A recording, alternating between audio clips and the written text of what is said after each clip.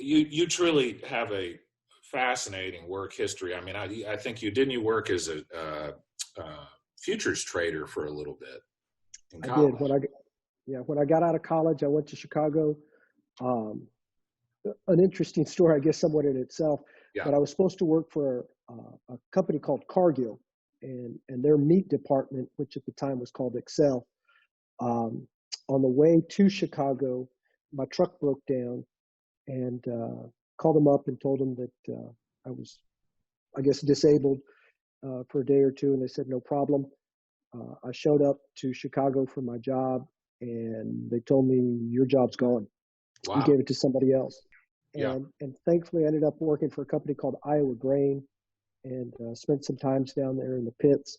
And that's gone. There's no more live trading. Now it's all done with computers and over the phone. But I did get an opportunity to work in the live pits and learned again some great lessons, right? One of probably the best lesson that I learned out of the pits was a lot of times people really commit to a certain position and they will fight to the death. Yeah. That's stupid. Yeah. Right? Like it's because what you do is you fight to be able to fight another day. Sure. The way how the futures market works is if you have, let's say, $1,000, and if at the end of the day, if you lose, right, you bought something that was worth 1,000. At the end of the day, if it's worth 750, all you have is $750. Yeah.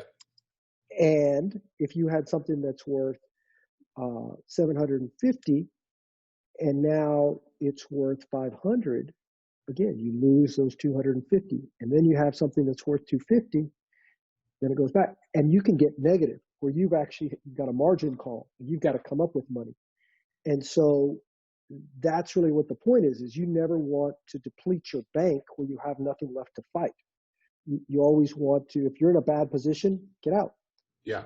Yeah. That's excellent advice. I think there's, I've seen, it seems like a little bit of a mental phenomenon to people that they dig into any position, whether you're a trader or whether it's a political position or a philosophical position or even like a judge or a lawyer, the ability to change your mind when presented with new information and to abandon a position that you hold pretty strongly quickly is a superpower.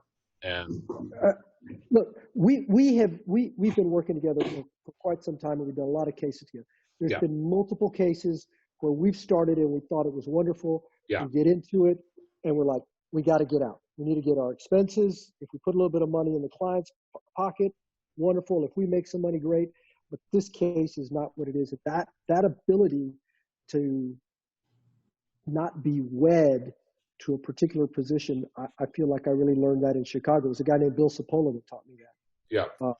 He was a pork belly trader, and he was like, you fight to fight another day. You never fight to the death. It's like, if you're in a bad position, get out. If you're in a good position, you let that ride. And that's actually kind of counter how most people do it, is that they're in a good position and they've done pretty well, so they get out. It's like, no, you sit in that one until it's done, and they'll sit in bad positions and keep on going back into it and back into it and back into it. It's like, no, get out. Move on to the next one.